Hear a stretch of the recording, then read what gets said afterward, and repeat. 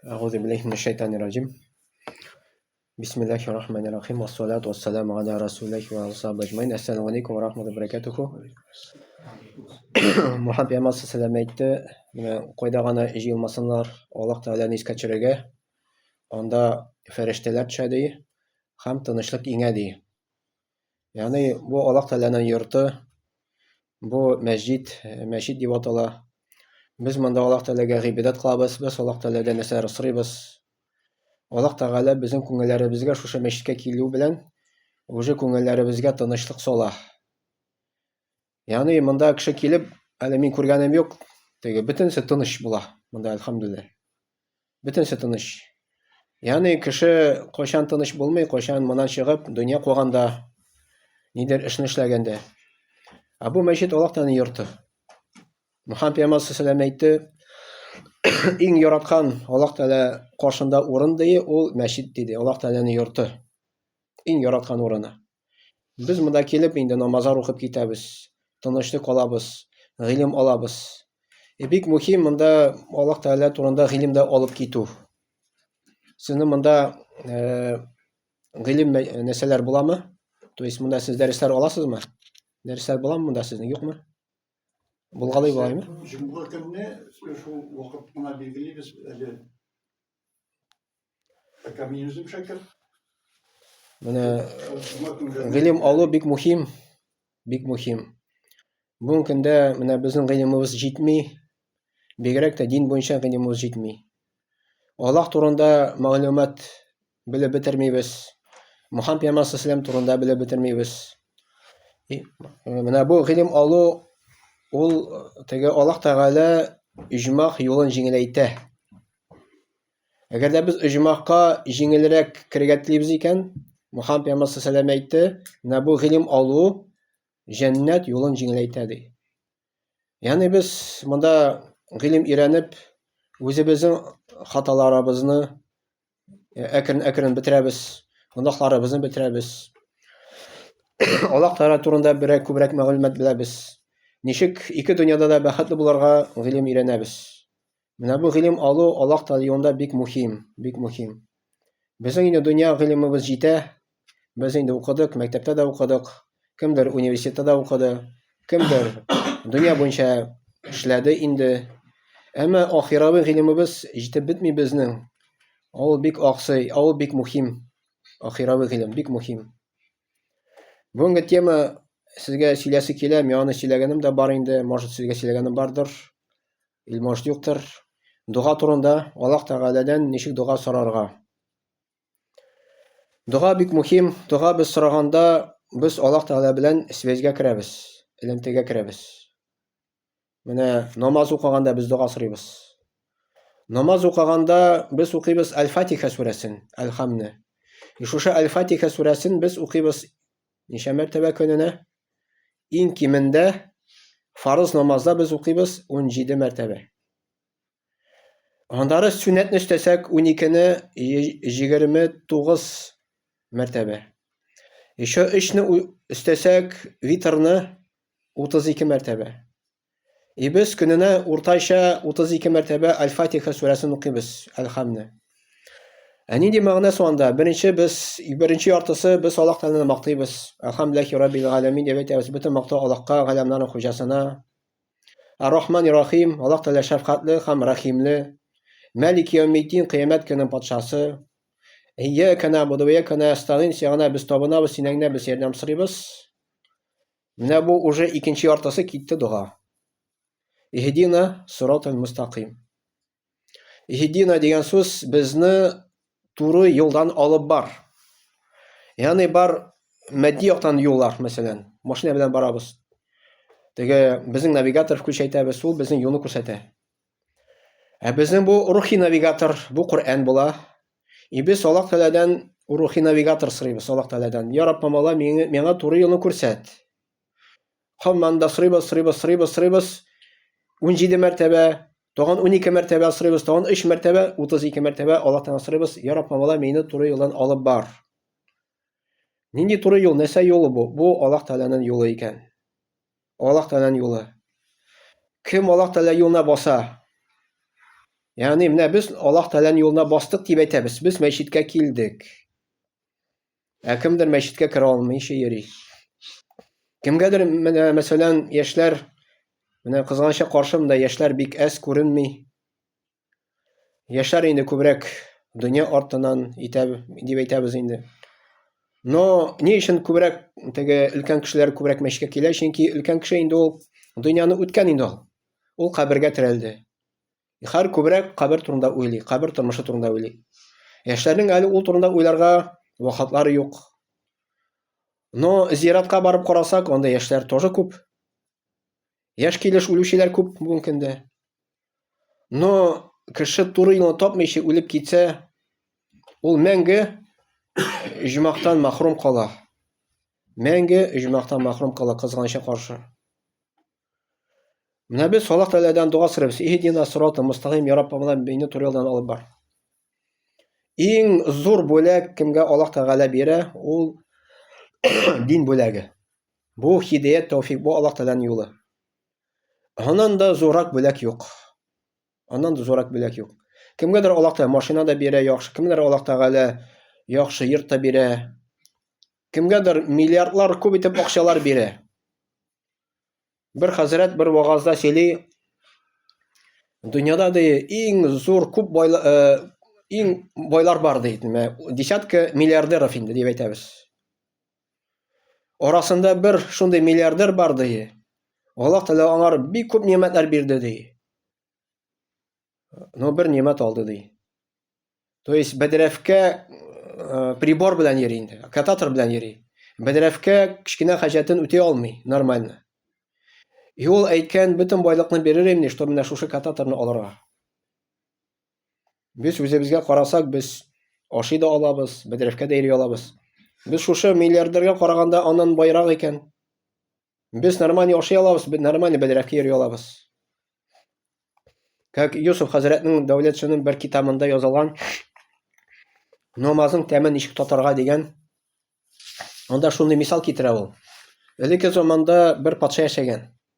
Аны исеме Харун ар-Рашид булган. Ул үзе янында хезмәтчеләрне, хикмәтле хезмәтчеләрне җыйган.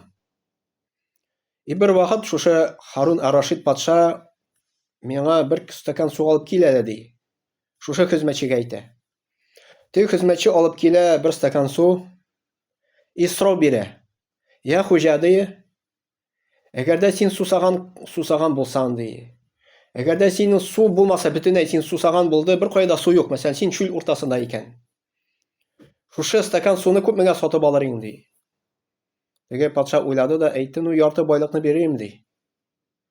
Андары бу патша ичеп куя суны инде, стакан суны ичеп куя. Андары сорау бирә бу моның хезмәтчесе.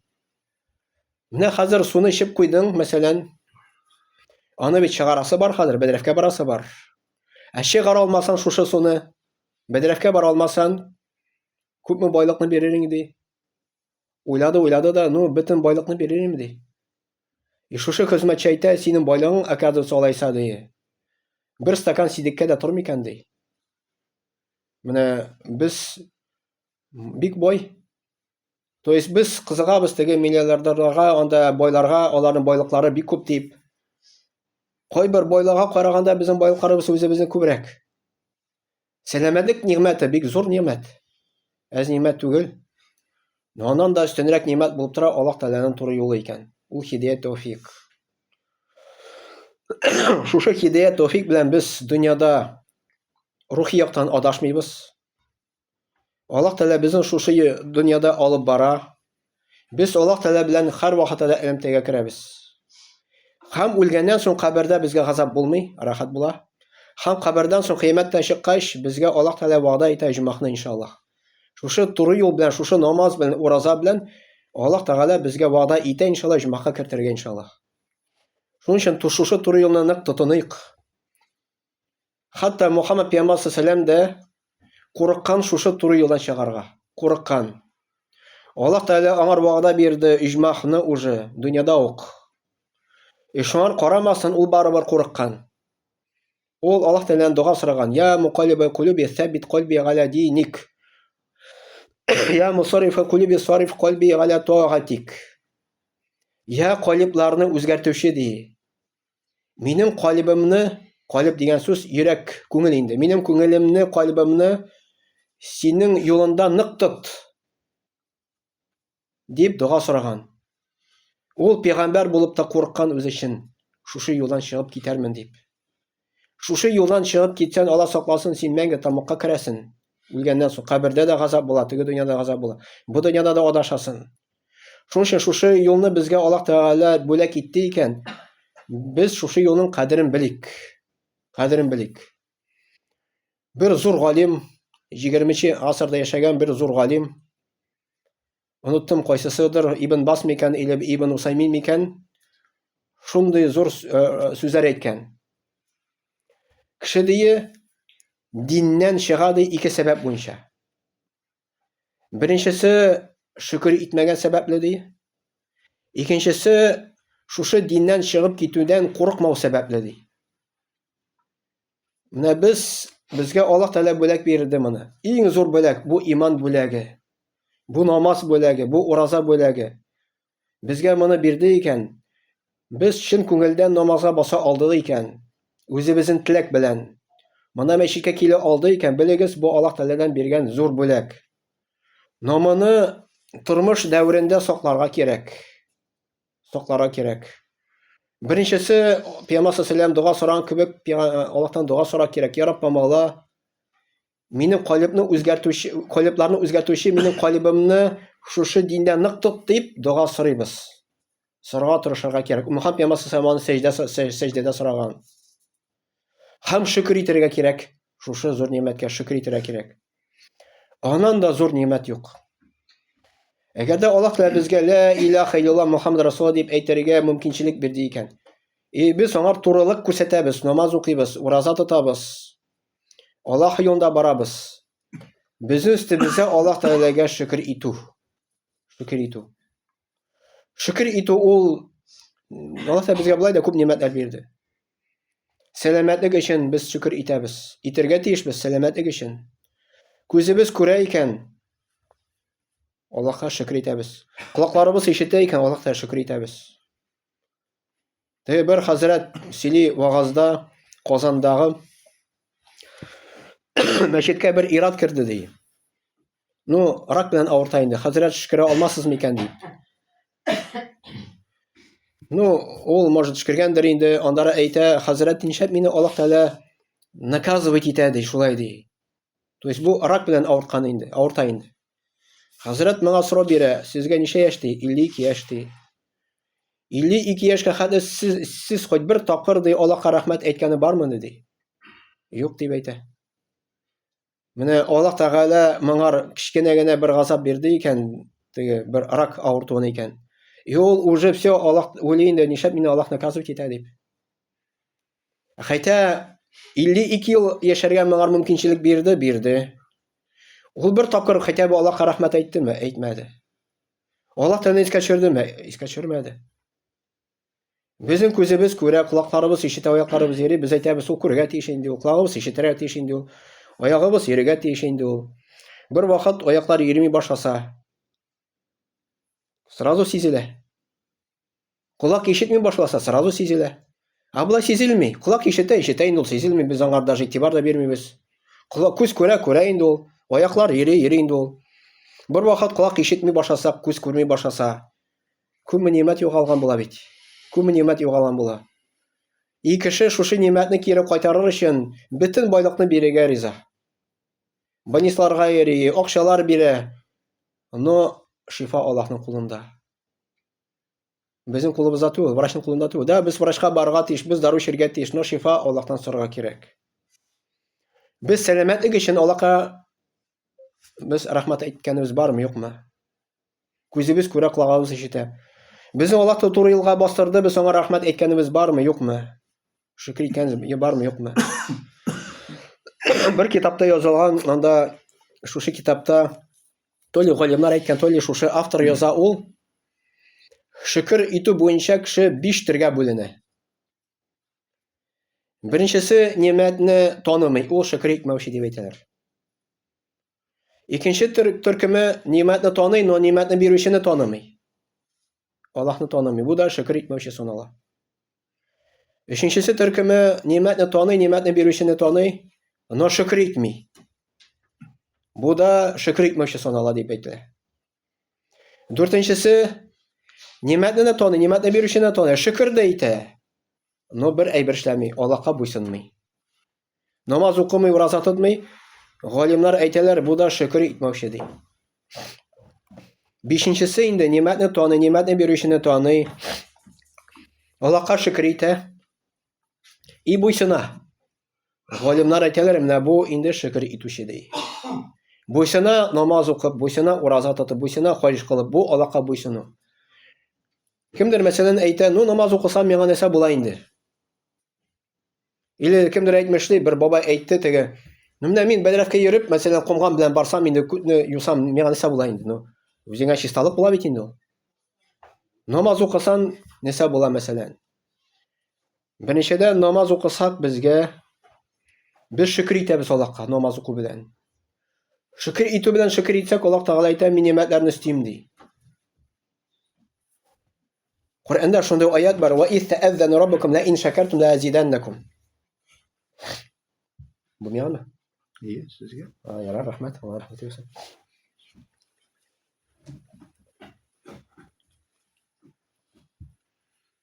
Yani biz namaza bassak, biz Allah'a şükür etken bulabız.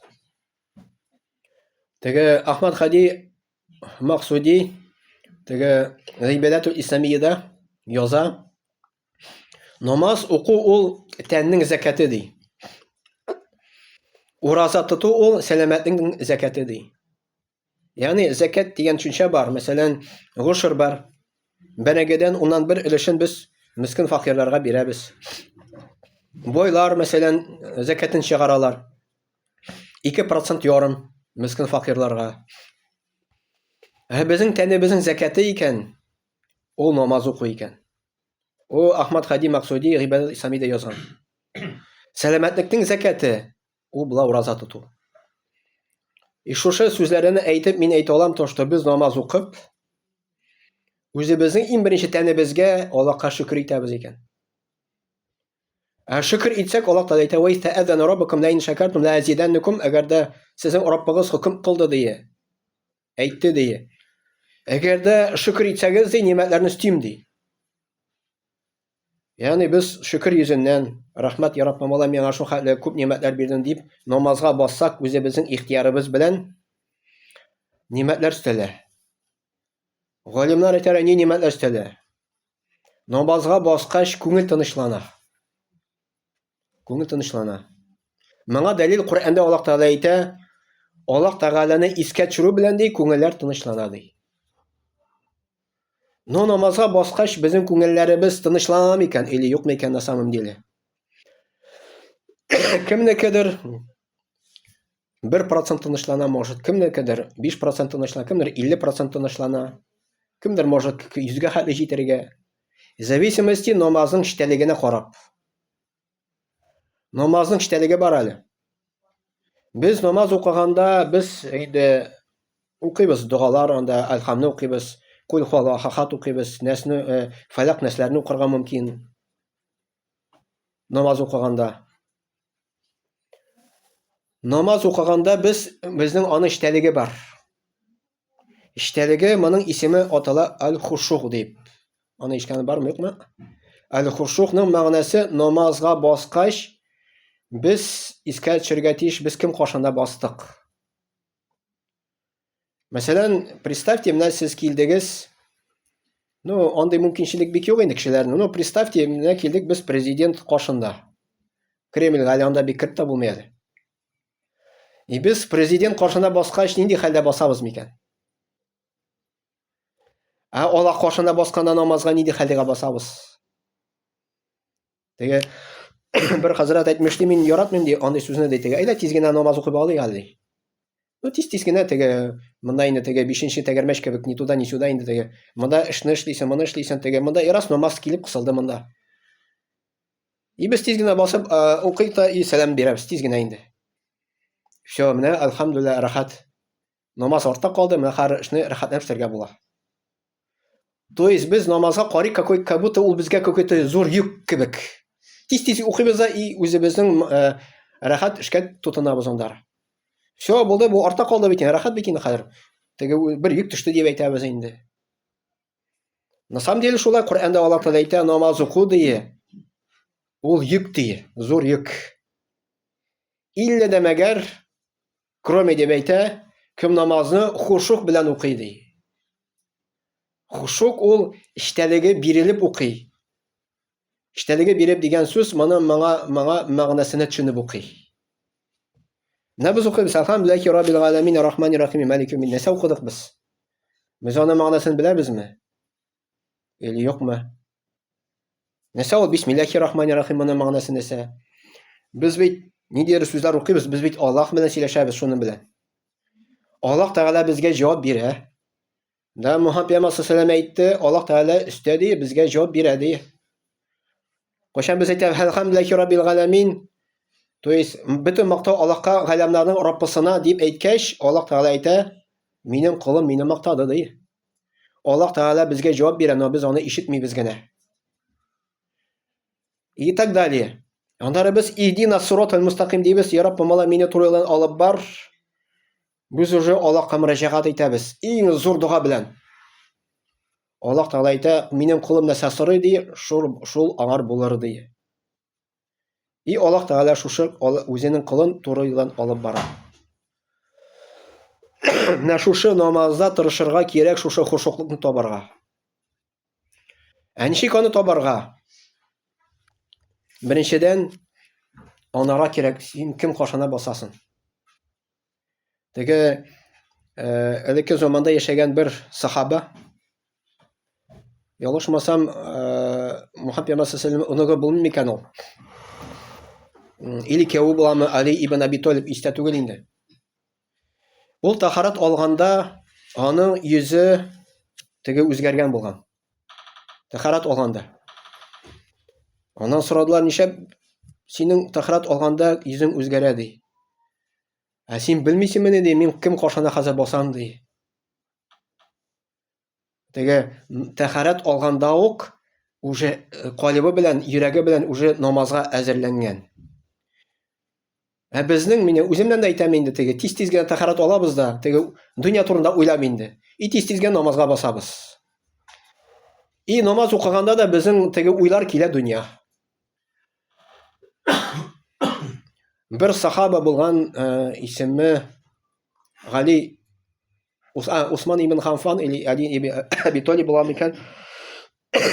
Уй белән теге дөнья киткән. Постоянно уй белән. Безнең бит инде уй белән гел уйланабыз бит инде. Безнең күбрәк дөнья инде. Аннан сорадылар, син хәзер уй белән кая дип. Мин хәзер кыямәт көндә ди, Сират күперен үтәргә җыенам ди. Хадистә беләбез, Сират күпере бар кыямәт көндә. Ул нәрсә, шәчтән дә ничкәрәк, кылычтан да үткенрәк дип килә. Ул куелган җирдән җмахка аста тамук кала инде. И без аны үти алабыз изе гамәлләр белән күбрәк. Хадисләрдә килә, курбан белән үти алабыз дип анда. Курбан булыша безгә үтәргә иншалла, изге гамәлләр үтәргә булыша. Кемдер яшен тизлеге белән үтә, кемдер йөгереп үтә, кемдер тәпиләп үтә, кемдер үрмәләп үтә, кемдер уртасына төшеп китә дигән тамукка инде. Нәбис әгәр дә уй белән күбрәк Аллаһ турында уйласак иде. Кыямәт көне турында уйласак иде. Үҗмах турында уйласак иде. Аның турында уйларга ничек уйларга була? Беренче кирәк гыйлем. Гыйлемне каян ул алып була? Менә монда мәчеттә. Либо китап укып инде.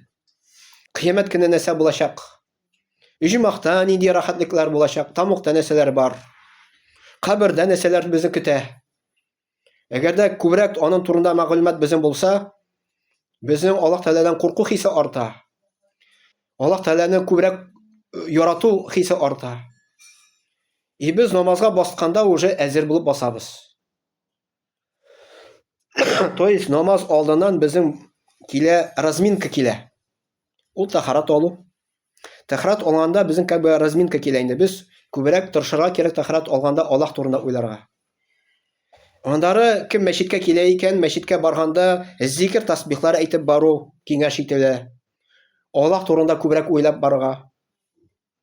Мәчеткә килгәч, зикр тасбихлар күбрәк Аллаһ турында уйларга кирәк, тырышырга кирәк. Обычно теге мәчеткә керәсен инде теге бабайлар карыйсың. Политика сөйләшәләр инде күбрәк. Украина турында сөйләшәләр, бу турында сөйләшәләр инде. Ну хоть берсе, хоть Аллаһ турында сөйләшсә ярар и. Или кыямәт көне турында сөйләшсә ярар и. Һаман теге политика бу турында инде. Уже кабергә терәлде бит, кабер турында уйларга кирәк, теге дөнья турында уйларга кирәк. И кеше чем күбрәк кабер турында мәгълүмат бар, тем ул курку хисе кими. Кеше бит инде теге курку хисе бар үлемнән, ул безгә табигый ул. Без аны куркабыз. Но кешенең курку хисе кими кайчан мәгълүматы бар, мәгълүматы булып аңар әзерләнә. Намаз белән, ураза белән, хаҗ белән, изгелекләр белән инде. Аллаһ Тәгалә аның күңеленә тынычлык сала. Тынычлык сала. Менә намазга килдек, утырып торабыз. Инде монда намаз вакыт әле может 5 минут бар, 10 минут бар икән. Күбрәк уй белән китик, Аллаһ турында уйлыйк. Зикрләр әйтик, субханаллаһ, субханаллаһи, Аллаһу акбар, альхамдулиллаһ дип, ла илаха иллаллаһ күбрәк зикрләр әйтик.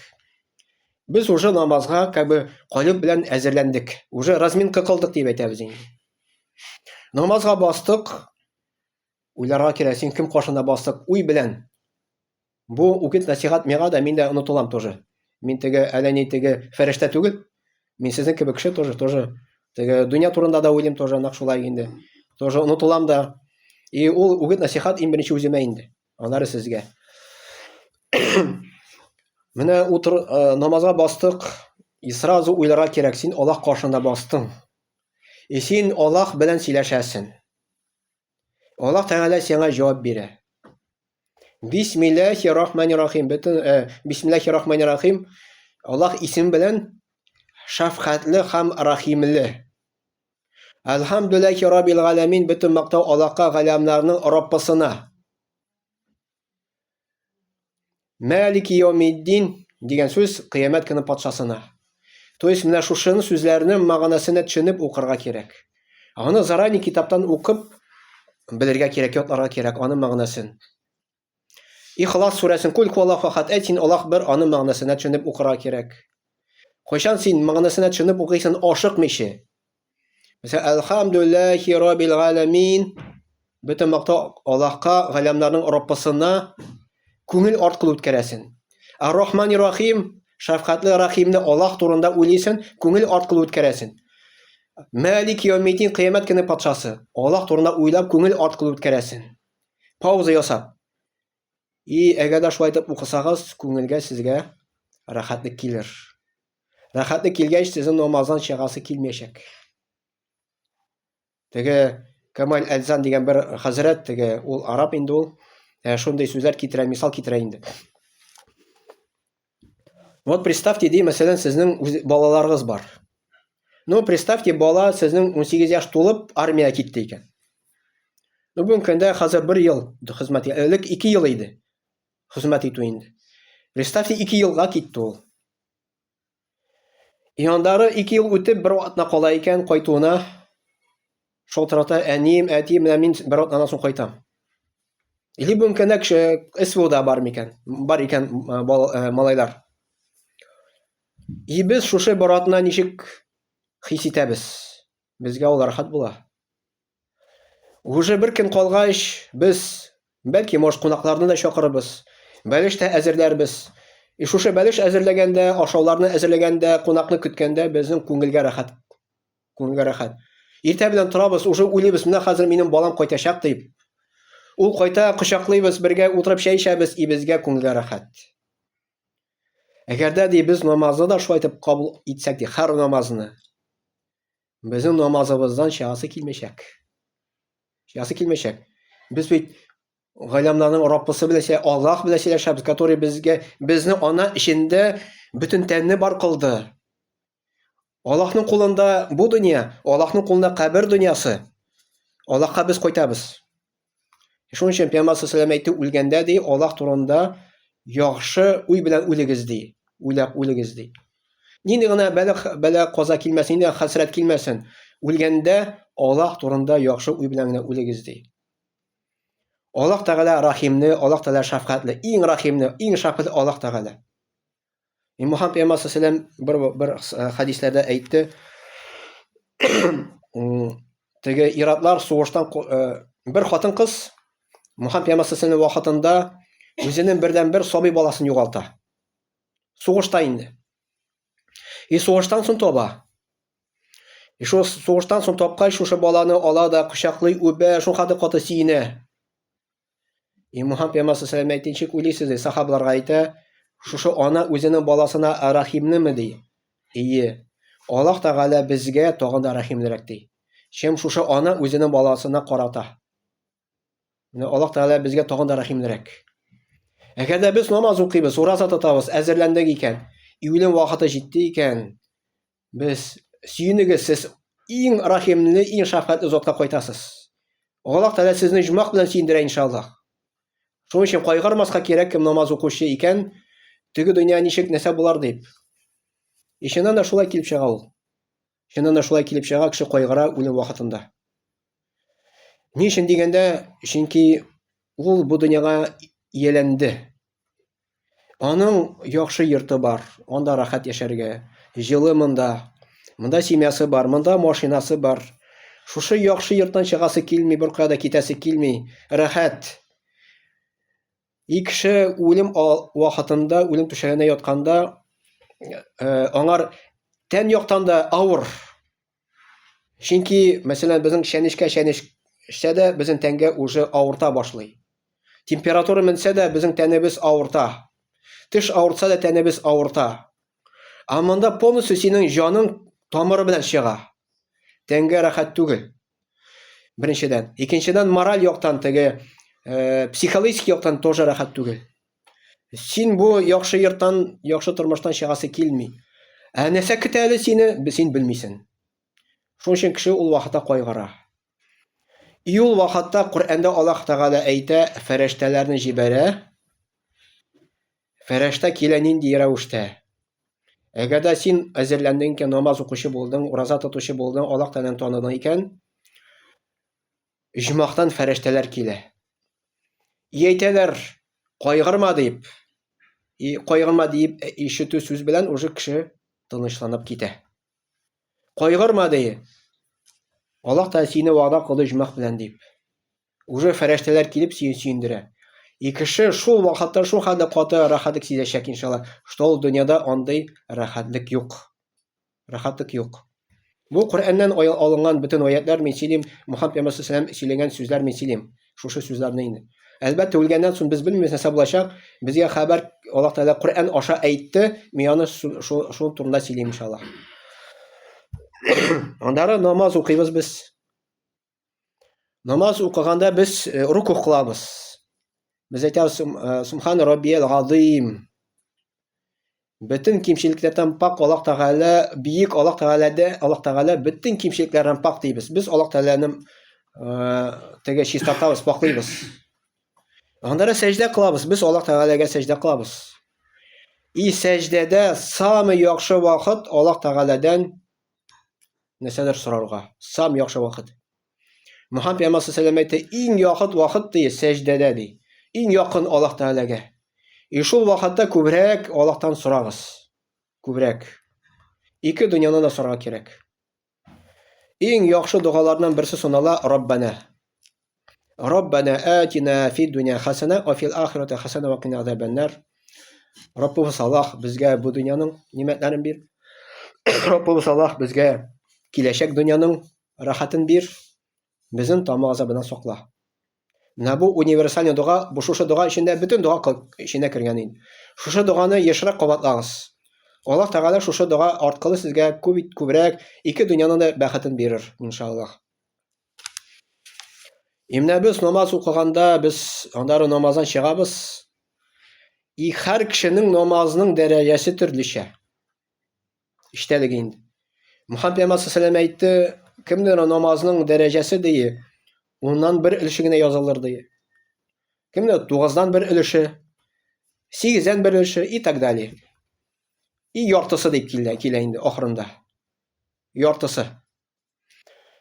Bir hazrat sili agarda biz deydi, хотя бы xushuqlikning То есть намазның булган тәмен, иштәлеген 50%-ка хәтле булса да җиткезсәк ди, намаздагы без шу хәтле рәхәтлек сизәчәкбез ди, что намаздан безнең чыгасы килмәячәк. Менә Мухаммад пәйгамбәр саллаллаһу алейһи ва сәллям әйтә торган булган үзенең муаззинга, я Билал ди, әйдә азан әйт, намазда ял ит әле дип. Ә безнең намазда ял буламы, или ул безгә йөк буламы икән? Ни өчен? Чөнки Мухаммад пәйгамбәр саллаллаһу алейһи ва сәллям ял иткән намазда дөньяның мәшәкатеннән, дөньяның аны мәшәкате бар, авырлыгы бар. Ә кеше намазга басып, дөнья мәшәкатеннән ял итә. Аллаһ белән сөйләшә. Чем күбрәк кеше связьгә керә күңел белән Аллаһ белән, тем күбрәк күңел тынычлана. Коръәндә аят бар, моңа дәлил бар. Сезнең күңелләрегез тынычлана ди Аллаһ Тәгаләне искә төшерү белән. Аллаһ Тәгаләне искә төшерү белән. Менә мәсәлән, самолетта очалар икән, менә теге 1 еллыкмы или 2 еллыкмы самолет мәтәлде бит әле. Азербайҗан территориясенә төште инде ул. Ул видеода чыккан инде ул. И бер ират теге видео снимать итеп барды. Бу самолет шәп бит инде, мәтәлә. Все уже бу теге кеше әзерләнде инде, үләбез дип инде. И бу видеода снимать итеп бара, күренә то, что йөзеннән теге, кайгыра инде, да. Үлем алдыннан без авыр безгә кайгырабыз.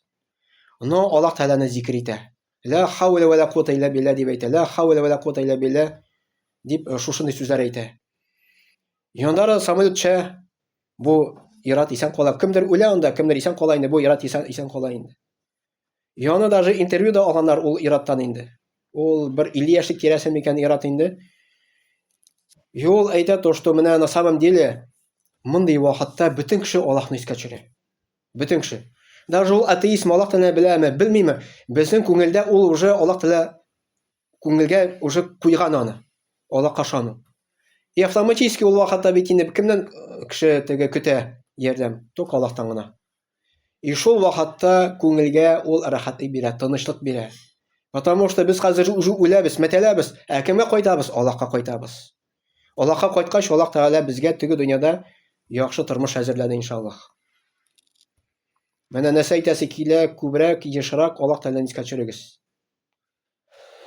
Һәм Аллаһ Тәгаләне искә төшерү буенча бу зикр дип атала. Зикр Аллаһ Тәгаләне искә төшерү. Бүленә 3 положение. 3 дәрәҗә. Беренчесе Аллаһ Тәгаләне искә төшерү тел белән. Икенче өстәрәк положение уже килә дәрәҗә күңел белән. Икенче положение дәрәҗә зурак дәрәҗә тел белән дә, күңел белән дә. Тел белән без мәсәлән тасбих тартабыз икән. Менә тасбих бар бит, субханаллах, субханаллах, субханаллах, субханаллах, малай тиз әйтәбез дә. И можем теге сөйләшергә кеше белән инде. Без тел белән Аллаһны искә төшерәбез, ә кеше белән сөйләшеп дөньяны искә төшерәбез инде. Күңел белән инде. Аны өчен савап бар дип әйтәләр. Но күңелгә ул тәэсир итми. Күңел аны белән йомшармый, күңел аны белән тынычланмый. Икенче положение күңел белән Аллаһны искә төшерү. Мәсәлән, чыктың табигатка, урманга дип әйтәбез. Карыйсың, урман матур, чишекләр очып йөри. Бүҗәкләрне күрдең, кортларны күрдең мәсәлән. Әйтәм, субханаллах, Аллаһны искә төшерәсең, күпме ничек матур бу табигат дип әйтәсең. Менә табигат ул матур. Менә мәсәлән картиналар була бит әле, художниклар. $1 миллион, $2 миллион, $3 миллион. Шуны сатып алалар бит. Картина кеше ясаган инде. Матур бит, матур. Но Аллаһ Тәгалә ясаган табигатны без күрмибез. Кызганча каршы. Ул аннан да матурак. Аллаһ Тәгалә сиңа ясап бирде бит инде. Ничек матур табигат безнең. Әлхәмдүлиллаһ. Икенче шушы матурлыкның, табигатның матурлыгы күбрәк аңлый башлый кайчан хаҗга чыга. Хаҗга чыгасын, анда Мәккә, Мәдинәдә эссе. Иртә белән 35 градус, көндез 45 градус күләгәдә.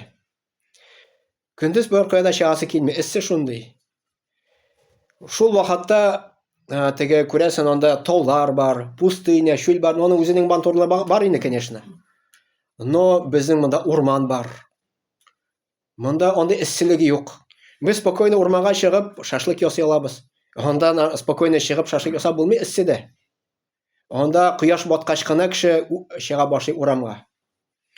Шуннан гына күрәбез без күпме табигать безнең матур икән. Теге Күпмара хәзрәте сөйли инде. Кайсыдыр елда дие, кунакка килде бер гарап дие, Күпмара районына инде. Күрәсең, беренче тапкыр инде Россиядә. Машинада барабыз дие, теге Күпмара районына, каядыр Кәркәвис авылына барганнар микән, кайсы авылга барганнар инде алар. И как раз самый май айы. Чәчәкләр ата. Бу моны күреп, тукта дип әйтә, безне туктата ди. Ни әйтәм, нәрсә булды микән дип туктады да, и тиз генә телефон белән сима әйтә ди. Җәннәт дип әйтә ди. Әле ул моны матурлыкны күргәне булмаган, күрәсең инде. Без бу мондый матурлыкты күргән, без аны даже игътибар да бирмибез. Менә Аллаһ Тәгаләне искә төшерү була, менә бу табигатьне карап, нинди матур икән дип, син күңел белән Аллаһны искә төшерәсең. И өченчесе, Аллаһ Тәгаләне искә төшерү тел белән һәм күңел белән. Biz әйтә Субханалла дип, мисал Субханалла. Аллаһ Тәгалә бөтен кимчелекләрдән пак. Субханаллахи. Менә без тасбих тотабыз, Субханаллахи. Күңел белән үткәрәбез. Субханалла түгел. Субханаллахи. Күңел арткылы теге. И ул күңел тынычлана. Әлхамдулиллахи, бөтен мактау Аллаһка, әлхамдулиллахи. Аллаһ акбар, Аллаһ Тәгалә бөтен нәрсәдән биегрәк. Менә күңел арткылы үткәрә кирәк. Яндары күңел тынычлана. Чем күбрәк кеше күңел белән, тел белән Аллаһны искә төшерә, тем күбрәк аның күңеленә Аллаһ Тәгалә тынычлык сала һәм бәхет сала. Бәхет именно шунда, Аллаһны искә төшерү белән. Бәхет именно шунда. Безнең вакытыбыз күпмәле? 2 орта хәл сезнең 15 минут бар. Аннан соң олдан Коръән укып, дога кылабыз да. Ярар. Неге? Уже яртыда бугай намаз кыра уже. Иншаллах. Кемне әле 1 минут алайса сез. Ярар, иншаллах. Җитәсең. Әйе. Менә бу намаз турында сүз бар диңдеме? Бу фарыз намазы. Иң киминнән хәтта кем намаз укымый, 5 намазга басып карагыз, иң киминнән хәтта фарызны гына укып. Теге бар фарыз бит, инде бар сүннәт. Кемдер уйлый, менә һәр намаз укысаң вакыт күп ала, эшкә вакыт калмый дип, ул дөрес түгел. Бу беренчедән шайтанның вәсвәсәсе, икенчедән әле намазга басканы юк, белми ул нәрсә икән. Намазның тәмен сизгәне юк әле. Намазга хәтта теге өйрәнеп, даже син намазны белмәсәң дә, тот та китапны, монда намаз китабы бар бит, дуалар индеме? Намазны вообще белмисең икән, тот та аны и намаз укы шуңар карап. Рөхсәт ителә иншалла, кем намаз укый белми бөтенләй инде. Рөхсәт ителә, аны карап тотып намаз укырга. Йөрәндер беренче хәтта бер намазга. Андары постепенно 2 намазга күчәсен, постепенно 3 намазга күчәсен, 4 намазга, 5 намазга күчәсен. Менә без үзебезнең балаларыбызны шулай дип өйрәндердек. То есть Мөхәммәд пәйгамбәр саллаллаһу әйтте, балаларыгызны да 7 яшьтән өйрәтегез намазга ди, 10 яшь хәтле. 7 яшьтә, мәсәлән, дуаларны өйрәтәсен намазга булган. Көне бер тапкыр намаз укытырып карыйсың. 8 яшьтә уже может 2 намаз укысын. 9 яшьтә 3 намаз укырсың, 10 яшьтә уже 5 намазга тутырсың, постепенно шулай өйрәнә. Андары уже намаз укырга бик җиңел булаңар. И без баланы өйрәтәбез намазга Аллаһ белән элемтәгә керергә. Аллаһтан куркырга. Кем Аллаһ Тәгаләдән курка, ул әтиәнине хөрмәт итәчәк. Кем Аллаһ Тәгаләдән курыкмый, ул может хөрмәт итмәскә әтиәнине. Ул Аллаһ Тәгаләдән курку хисе булса, Аллаһ Тәгаләне хөрмәт итәчәк. Картайгач та, яшь булгач та, любой вакытта. Андары хәтта бер намазга булса да. Моңар хадис бар. Мөхәммәд пәйгамбәр саллаллаһу алейһи килде, берсе әйтте, бир миңа 2 намазны ди. Яра, бар 2 намаз укы. Сахабалар аптыранчы инде 5 намаз, 2 түгел. Тегеләр аптырадылар. Ачу ему какая-то особенная льгота мәллә ди. Безгә 5, аңар 2. Мөхәммәд пәйгамбәр саллаллаһу алейһи ул бит инде хикмәтле кеше, ул аңлый кешеләрнең теге табигатын без белмәсәк тә ул аны белә иде. Кайгырмагыз ди, һәр үзегез күрәсез килер әле тагын ди. Андары 2 намаз укый башлагач килде дә миңа 2 намаз әз ди, 3-не бир миңа ди. Яра, бар 3-не укы. Андары тагын килде 4-не, 5-не. То есть кеше беренче адым ясаса намазга, уже адам ясады дигән сүз. Ул уже дальше җиңел булачак. Адам ясамаса, ул уже җиңел булмый. Беренче адам ясарга кирәк Аллаһ Тәгаләгә. Аннары Аллаһ Тәгалә үзе юлларын ача, ул җиңеләйтә иншалла. Теге сөйләгәннәре Татарстан президент буенча инде, Миңнеханов буенча, Рустам Миңнеханов буенча сөйләгәннәре. Бу инде Кул Шариф мәчетенең имамы, элекке имамы Рамил хәзрәт Юнус сөйләгәне. Ул ничек намазга баскан, аны әйтәләр намаз укый дип инде. Мин аны белмим, конечно, но әйтә намаз укый дип. 5 вакыт намаз. Рустам Миңнеханов инде, президент Татарстаны.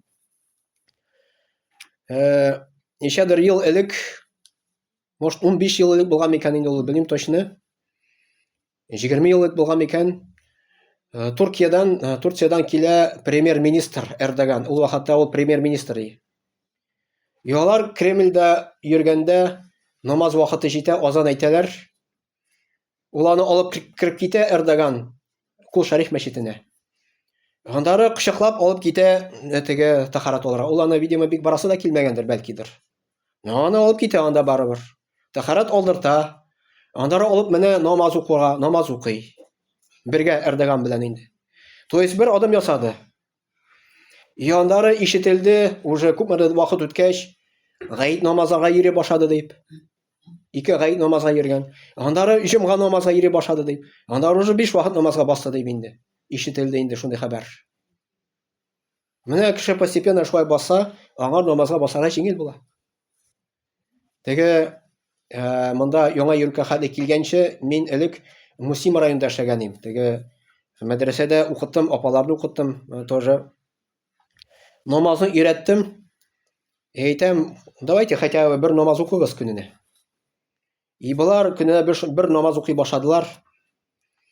Бер апа килде дә, мин бер намаз укый башладым ди, аны ташладым ди. Мен әйтәм, нигә, нәрсә булды? Ул әйтә, миңа кемдер әйтте ди, берсе килде дә ди, бер намаз дөрес түгел, 5 намаз укырга дөрес дип әйтте ди. Мин моны да ташладым ди. Но субханалла, моны бит инде, моны өйрәткәндә хикмәт белән әйтергә кирәк. Намаз укый икән, бер намазга әйтергә кирәк, күтәрә кирәк, дәрәҗәсен күтәрә кирәк, теге моны мактарга кирәк, күңелен күтәрә кирәк. Бу ит все-таки адам ясады Аллаһка. Бу андары кире итте инде.